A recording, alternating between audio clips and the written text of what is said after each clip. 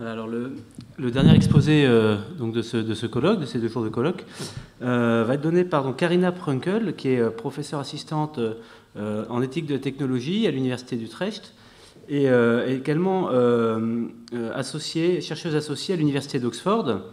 Donc ses principales thématiques, c'est l'autonomie et l'éthique des prises de décision automatisées. Et elle s'intéresse également, plus généralement, à la gouvernance de l'intelligence artificielle. Donc, elle nous parlera de l'IA en tant que bureaucratie. Merci. Oui, merci beaucoup. Merci beaucoup de m'avoir invité à présenter mes travaux aujourd'hui.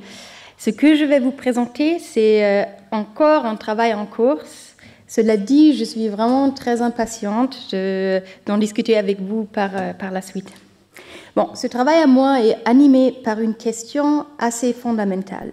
C'est à mesure que les technologies d'IA ouvrent des nouvelles possibilités, quelles décisions devons-nous automatiser et lesquelles devons-nous laisser à l'humain? Permettez-moi de commencer par un exemple concret. Imaginez que vous soyez en procès. Vous pourriez supposer que votre condamnation dépendra des faits, de la force des preuves, des lois applicables et des circonstances de votre affaire. Mais il se trouve qu'un autre facteur joue un rôle surprenant, le juge qui vous est attribué. Ah, est-ce que ça marche? Oui. Dans leur livre Noise, Kahneman, Sunstein et Sebony décrivent une étude impliquant 208 juges. Chaque juge a reçu les mêmes 16 dossiers et devrait commander une peine pour chacun. Sur ce graphique, vous pourriez voir les juges sur l'axe vertical et les affaires sur l'axe horizontal. Est-ce qu'il y a un bim? Oui, c'est ici les juges et ici ce sont les cases. Bon, le résultat, il y a vraiment une variation massive. Pour un même dossier, un juge pouvait recommander une peine 2 fois. Ah oui, vous voyez déjà, pourrait une peine 2 fois plus lourde qu'un autre. Certains juges étaient systématiquement sévères et des autres systématiquement indulgents. Par exemple, le juge 2 a donné en moyen 8,4 ans de prison, c'est celui-là, et le juge 3 n'a donné que 5 ans. Bon, pour exactement les mêmes affaires. Votre peine ne dépend donc pas uniquement de ce que vous avez fait, elle dépend aussi de qui vous juge ce jour-là, et peut-être même de son humeur, de l'heure de la journée ou de son niveau de faim. Cette variation dans les jugements n'est pas nouvelle, mais l'ampleur de l'incohérence révélée ici est quand même assez frappante et préoccupante. Elle remet en cause notre sens de l'équité et menace la confiance dans le système judiciaire. C'est précisément pour cette raison que Kahneman, Sunstein et Sebony soutiennent que nous devrions confier certaines décisions à des algorithmes. Selon eux, les algorithmes permettent d'harmoniser les jugements, de réduire les biais et d'éviter le bruit de la subjectivité humaine. Bon, je reviendrai à cet exemple plus tard, mais je voudrais d'abord attirer votre attention sur une chose. Ce que nous comparons ici, c'est le jugement humain face au jugement algorithmique. Autrement dit, la question posée est: peut-on remplacer l'humain faillible par un meilleur outil, c'est-à-dire un algorithme? Kahneman, Sunstein et Sebony répondent par l'affirmative, mais d'autres, bien sûr, comme Spalding dans l'Oxford Handbooks of Ethics of AI, ils mettent en garde contre cette substitution. Ils soulignent notamment les enjeux liés à la légitimité, à la responsabilité et à la capacité morale de jugement, des qualités que, selon eux, seuls les humains peuvent y incarner. Cela signifie concrètement que le débat actuel autour de la prise de décision algorithmique repose largement sur une comparaison entre la qualité, le processus ou le résultat d'une décision humaine et ceux d'une décision algorithmique. Or, dans cette conférence, je voudrais défendre l'idée que ce cadre d'analyse qui consiste à voir dans l'IA un substitut du jugement humain est au mieux peu utile et au pire trompeur. C'est un peu provocatif. Ce à quoi il faudrait comparer la prise de décision algorithme, ce n'est pas à la décision humaine en tant que telle, mais à la prise de décision bureaucratique. Et c'est là le cœur de mon propos aujourd'hui. Arrêtons donc un instant de nous demander si les algorithmes sont meilleurs ou pires que les humains pour prendre des décisions et concentrons-nous plutôt sur le type de structure des décisions, la structure décisionnelle qu'ils incarnent. La comparaison adéquate, selon moi, n'est pas entre le IA et le humain, mais entre le IA et la bureaucratie, ou les décisions bureaucratiques plutôt. Pourquoi est-ce que ce cadrage est plus utile ? Bon, premièrement, parce qu'il existe une ressemblance fonctionnelle frappante entre la prise de décision algorithmique et la prise de décision bureaucratique. Les systèmes d'IA ne prennent pas des décisions comme les personnes, ils prennent des décisions qui ressemblent étroitement à celles des bureaucraties, des décisions fondées sur des règles standardisées, impersonnelles. Deuxièmement, et c'est crucial, ce qui est remplacé ici n'est pas simplement un individu, mais toute une infrastructure de prise de décision.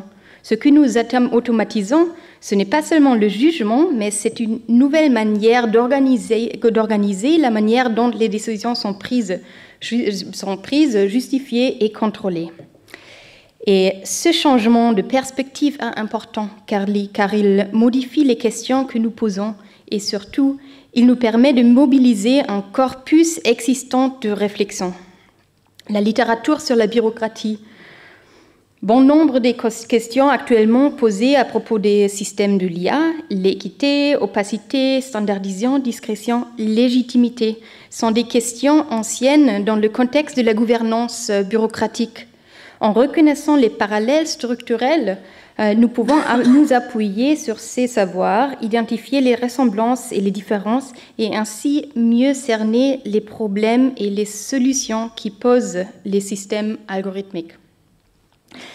Bon, enfin, ce cadrage permet aussi de démystifier la prise de décision algorithmique en la replaçant dans des formes institutionnelles familières et bien étudiées, plutôt que les traiter comme un phénomène totalement inédit et exceptionnel. Alors, quels sont exactement ces parallèles structurels ? Si nous prenons au sérieux la bureaucratie, et non seulement comme forme administrative, mais comme une mode de justification, nous constatons que nombre de ces traits essentiels se retrouvent aussi dans la décision algorithmique. Ces traits influent la manière dont les décisions sont encadrées, exécutées, la place de la discrétion et la manière dont l'autorité est exercée. Voici, vous voyez un bref aperçu, la prise de décision bureaucratique et algorithmique repose sur la catégorisation et la quantification. Elle est régie par des règles, elle limite la discrétion, elle vise la cohérence et l'impartialité, elle est structurée et hiérarchique, elle manque souvent de responsabilités personnelles identifiables, pas toujours, mais parfois. Ces convergences ne sont évidemment pas accidentelles. La décision algorithmique et la décision bureaucratique obéissent à une logique commune. Elles privilègent les règles sur l'interprétation, les procédures sur le contexte, la cohérence sur la réactivité. Et chacun de ces caractéristiques apporte à la fois des promesses et aussi des problèmes. Bon, permettez-moi de passer brièvement en revue ces traits structurels. Bon, elles proposent toutes deux sur la catégorisation et la quantification en réduisant des réalités complexes à des entrées lisibles. Elles sont fondées sur des règles, les décisions suivent des procédures ou modèles prédéfinis. Elles ont tendance à limiter la discrétion ou à la déplacer ailleurs dans le système. Elles aspirent à la cohérence et à l'impartialité, parfois au détriment de la flexibilité. Elles sont structurées et hiérarchisées, que ce soit par les chaînes organisationnellement ou des pipelines de données, et elles manquent souvent de responsabilités personnelles explicites. Les décisions sont prises par le système, non par l'individu.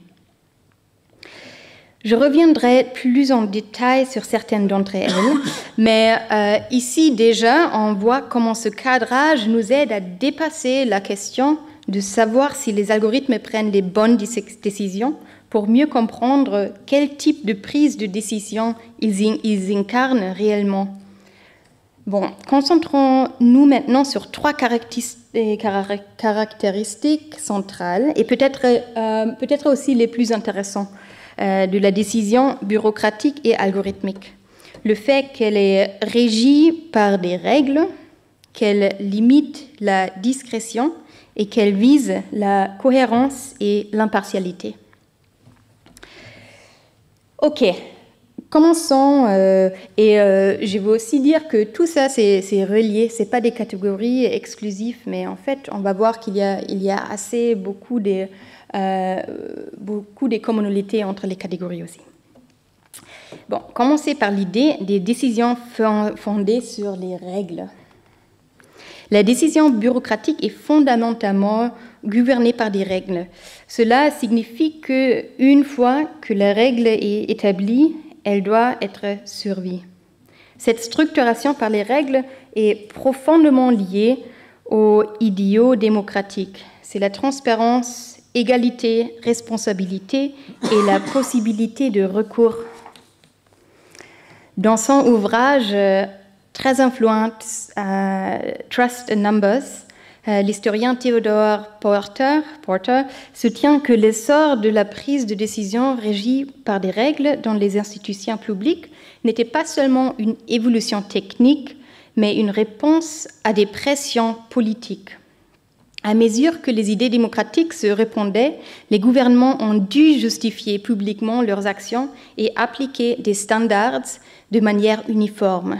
Bon, les règles et la quantification leur offrait un moyen d'y parvenir.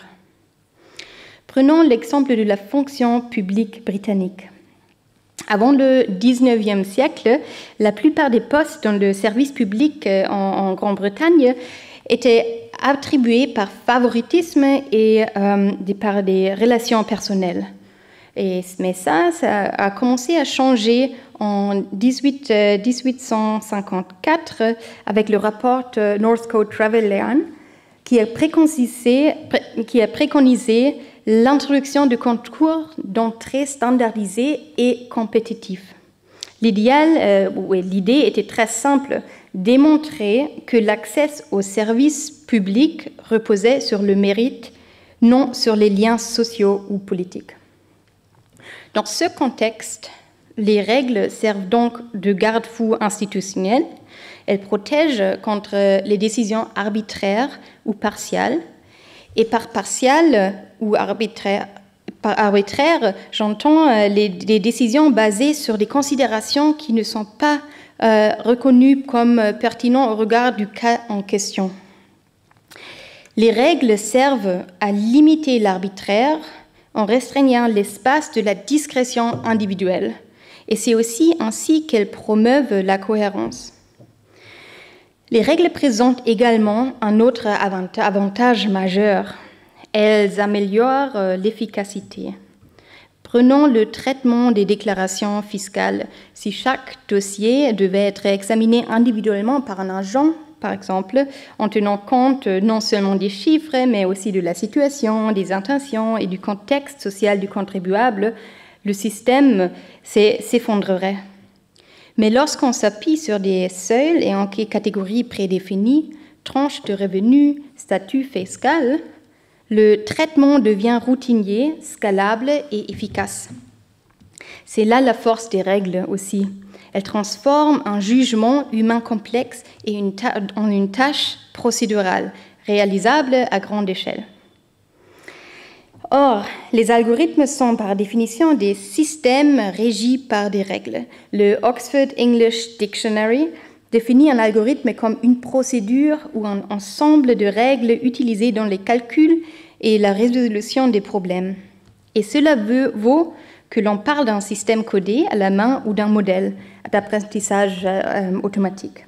Dans le machine learning, les règles ne sont pas définies à l'avance par un programmeur, mais ils sont inférés à partir des données pendant l'entraînement. Mais une fois le modèle est entraîné, il suit un ensemble fixe de paramètres internes qui déterminent sa réponse à des nouvelles entrées.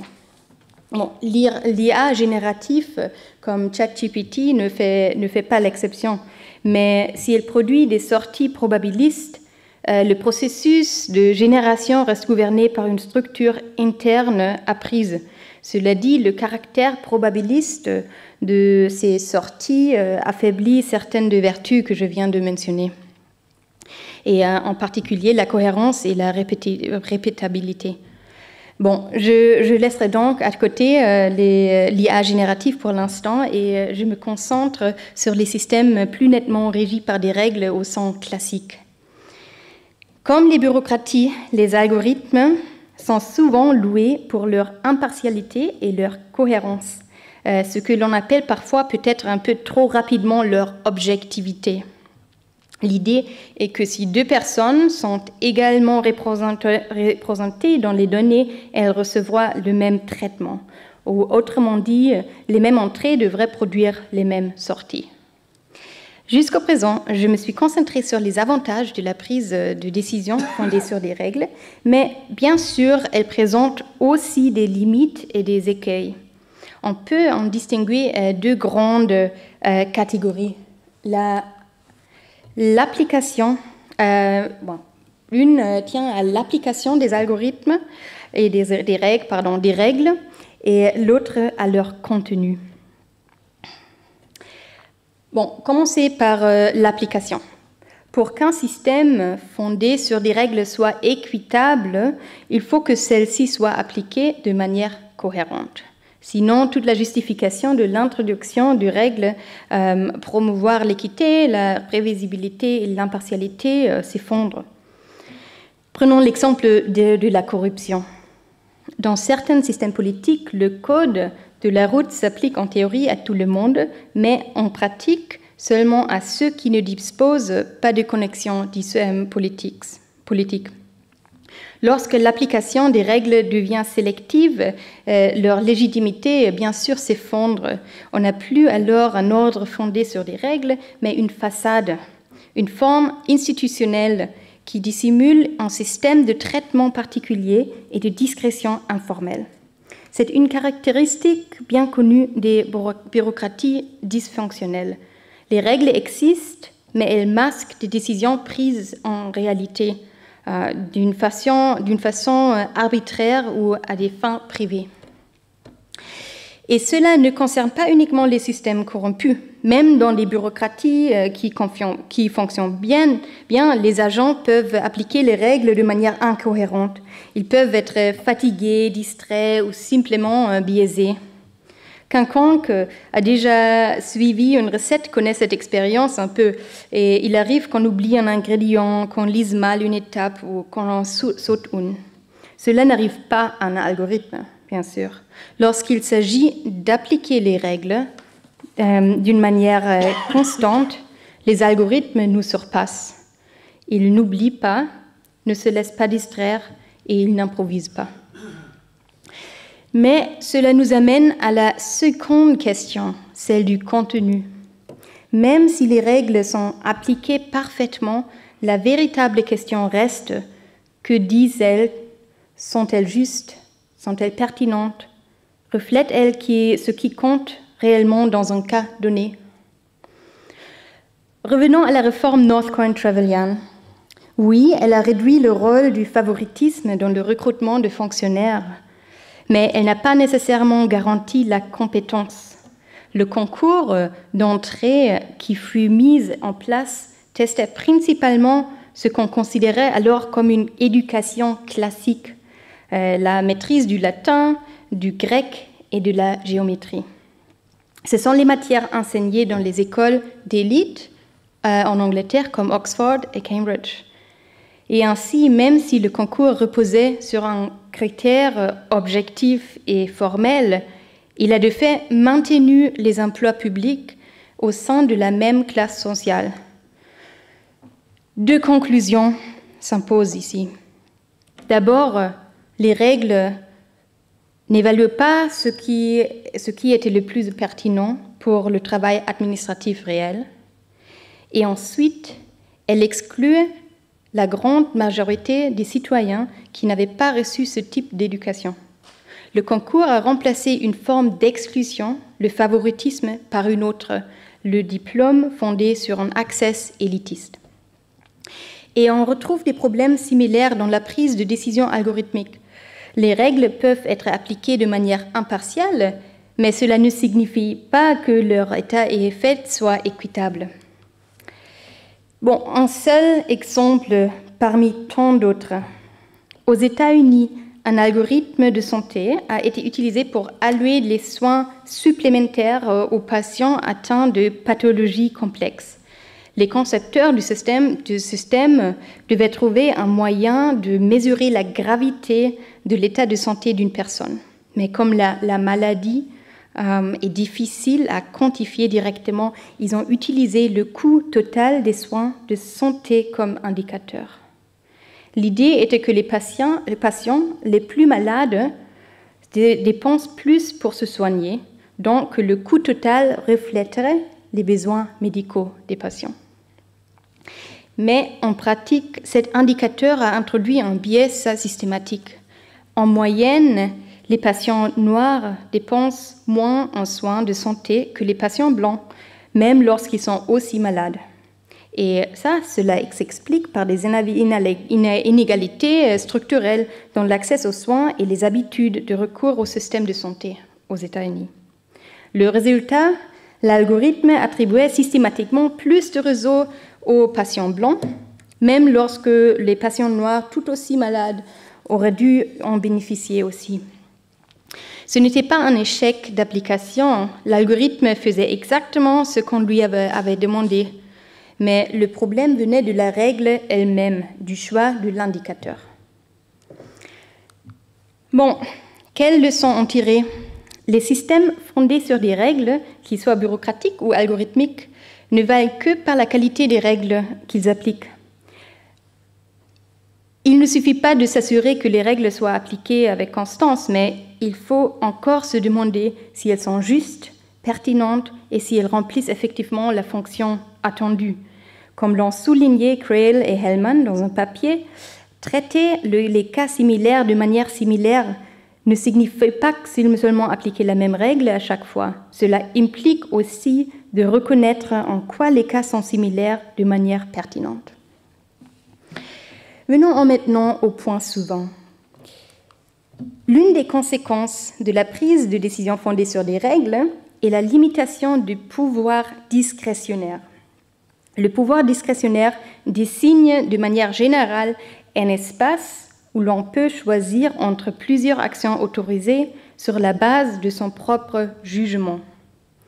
Il joue un rôle dans des contextes où les règles ou les normes ne déterminent pas complètement la conduite à adopter, ou lorsque ce pouvoir est explicitement délégué à des professionnels.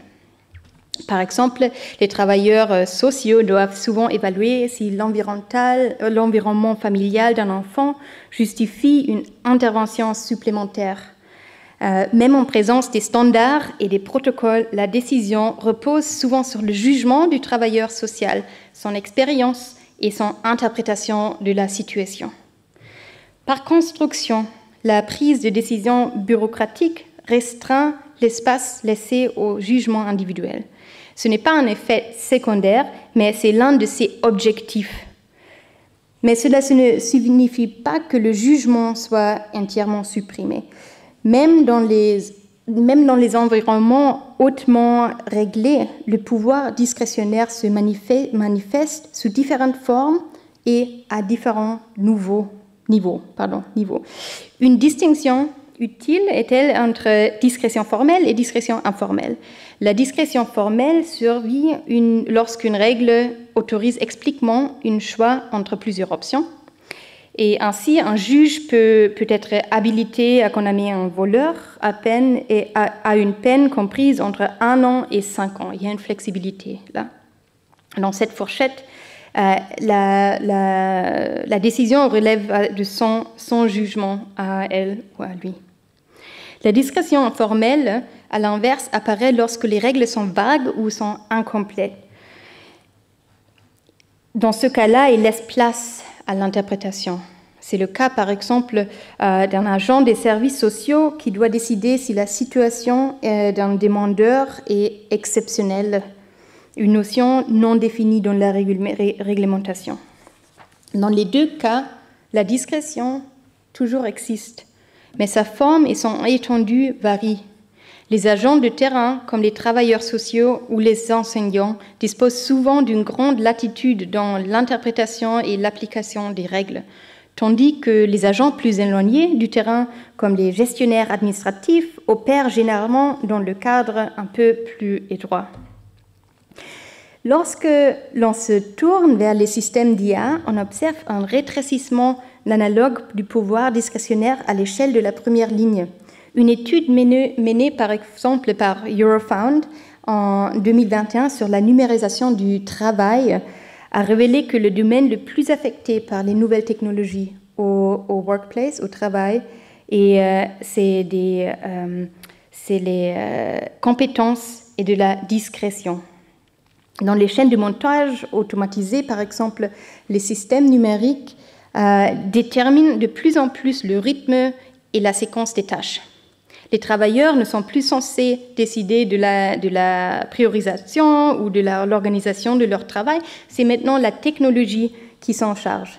Comme le souligne le rapport, cette évolution conduit à un environnement plus contrôlé. À première vue, on pourrait penser que la discrétion est tout simplement éliminée par l'automatisation et la logique procédurale.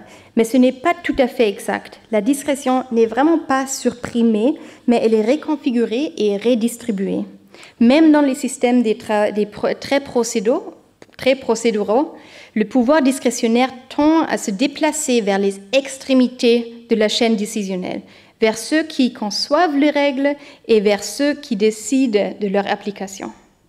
Et dans les bureaucraties, dans les décisions bureaucratiques, une large part du pouvoir discrétionnaire est déplacée vers le haut, vers les décideurs politiques et les fonctionnaires responsables de l'élaboration des normes et des procédures.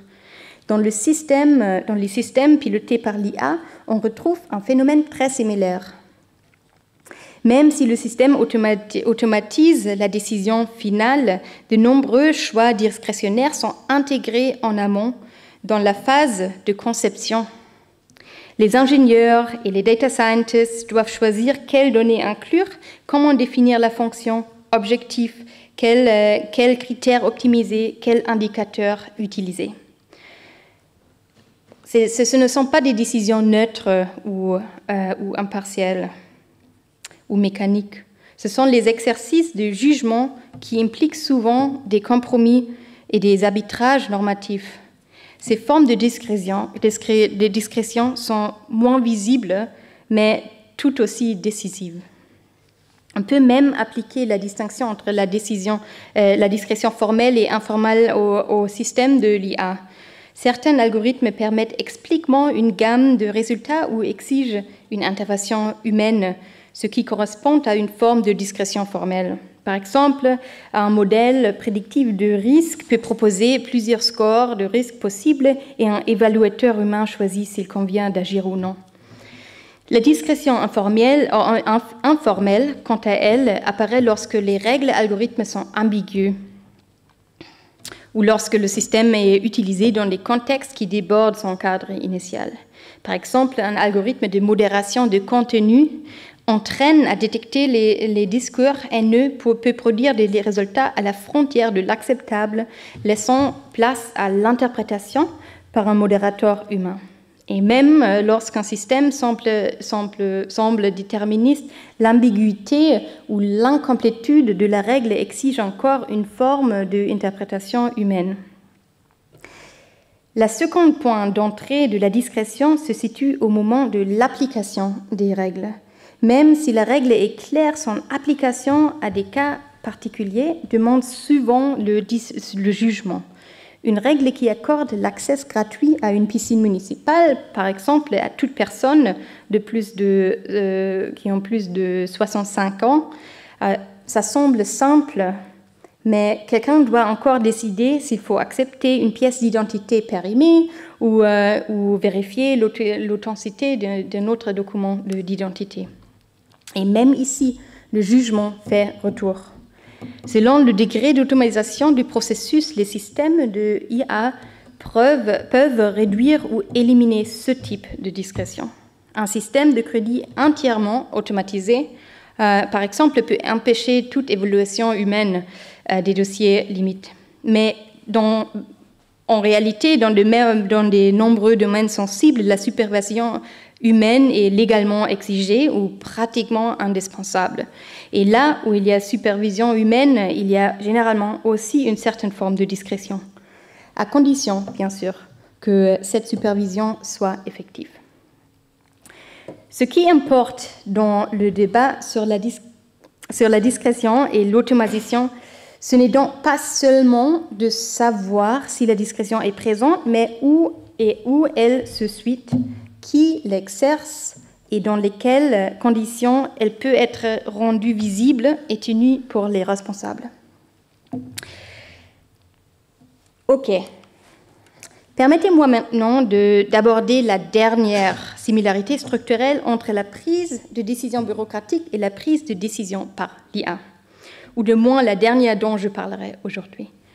Il s'agit d'une conséquence supplémentaire et là encore d'une justification centrale du recours aux règles. Les règles favorisent la cohérence et, dans un prolongement direct, l'impartialité.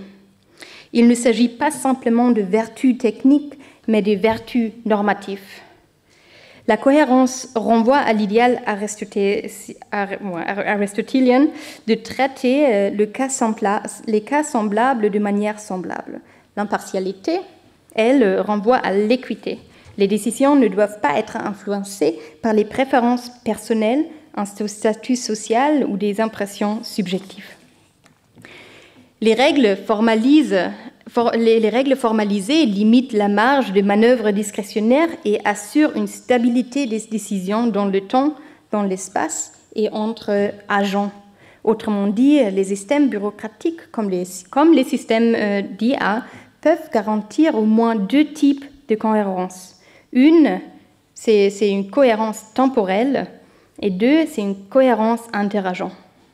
La cohérence temporelle signifie qu'une décision prise aujourd'hui devrait être indiquée à celle prise demain, à condition que tous les faits pertinents restent pas changés. Si ma demande d'allocation chômage est acceptée aujourd'hui, elle devrait l'être aussi demain. Sauf bien sûr si la règle prévoit une dimension temporelle spécifique. La cohérence interagent signifie que peu importe qui applique la règle, si l'entrée est la même, la sortie devrait être la même aussi. Et revenez à l'exemple évoqué au début de cet exposé, c'est les écarts de les peines prononcées par les juges. Ce que nous observons ici, c'est une rupture de la cohérence interagent. Un juge donne 8 ans, un autre 5 pour la même affaire. Cela affaiblit l'équité du processus décisionnel, non seulement en apparence, mais aussi en substance. Dans les systèmes bureaucratiques, cette forme de cohérence se limite généralement à la juridiction concernée. Une demande d'allocation chômage peut être acceptée en Allemagne, mais refusée en Espagne. Non pas en raison d'une application incohérente, mais parce que les règles sous-jacentes diffèrent. Dans les systèmes de l'IA, cela vraiment dépend, mais la cohérence peut s'entendre bien au-delà, surtout lorsque plusieurs institutions s'appuient sur le même modèle. Le même benchmark, ou même le même jeu de données d'entraînement. Certains chercheurs ont mis en garde contre l'émergence d'une monoculture de l'IA qui pourrait renforcer ce type d'uniformité, parfois au détriment de l'adoption locale ou d'un examen critique. La cohérence et l'impartialité sont toutes deux des idéaux procédaux. Elles visent à promouvoir l'équité en éliminant la subjectivité individuelle. Dans les systèmes bureaucratiques, cela signifie que les décideurs suivent des procédures formelles plutôt que de se fonder sur des impressions personnelles ou des relations sociales.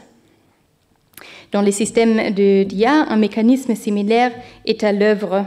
L'abstraction des données et l'application uniforme du modèle à tous les inputs. Mais comme toujours, la seule présence d'une cohérence ou d'une impartialité formelle ne garantit pas l'équité sur le fond.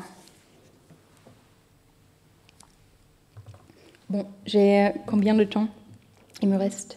Officiellement, un quart d'heure. D'accord. Bon, je vais me dépêcher parce que j'aimerais bien avoir une discussion. D'accord. Bon, je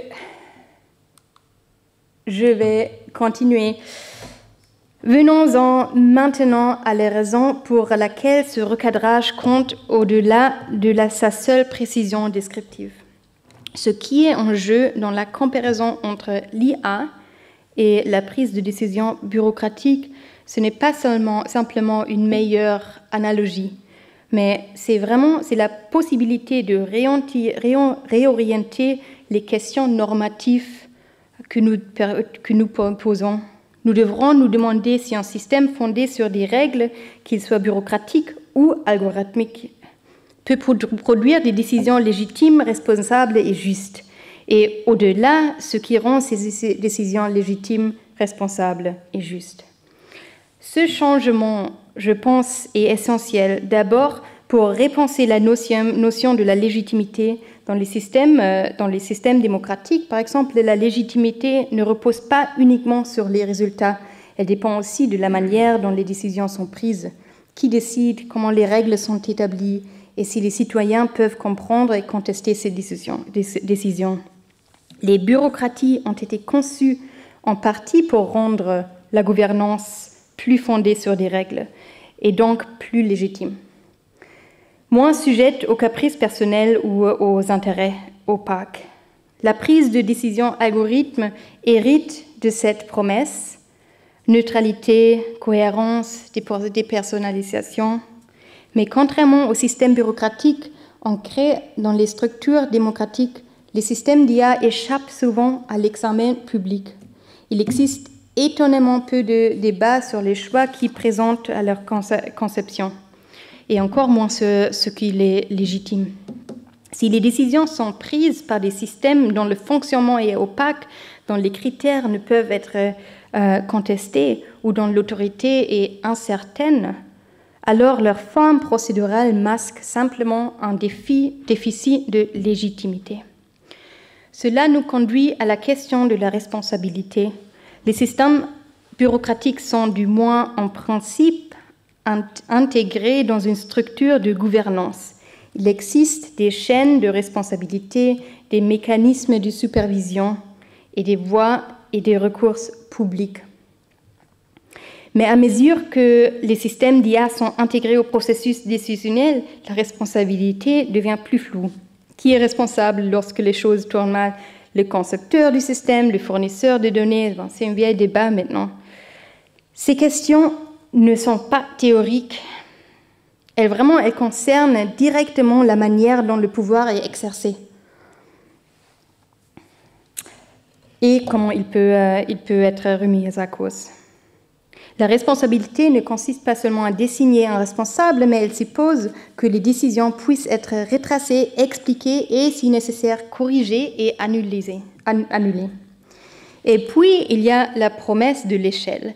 Les bureaucraties sont permis de gouverner des populations nombreuses en transformant le jugement en procédure. Les systèmes de l'IA promettent la même chose, mais plus rapidement et à la plus grande échelle.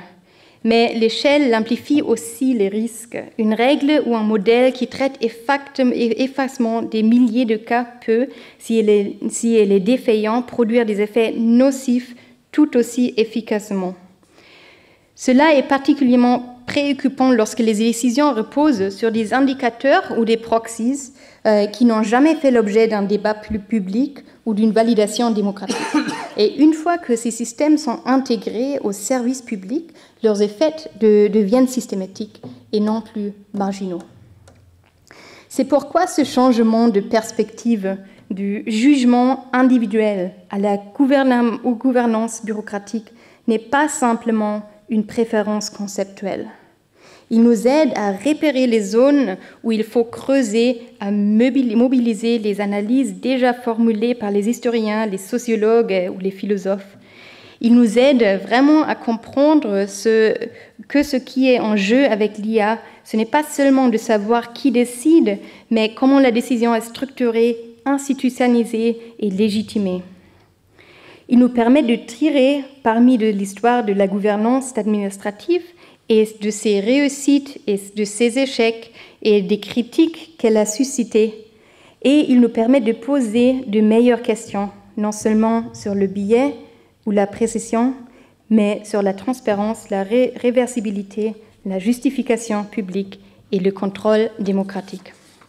Alors oui, les systèmes d'IA et les institutions bureaucratiques partagent bien des traits structurels, mais reconnaître ces parallèles n'est qu'un point de départ.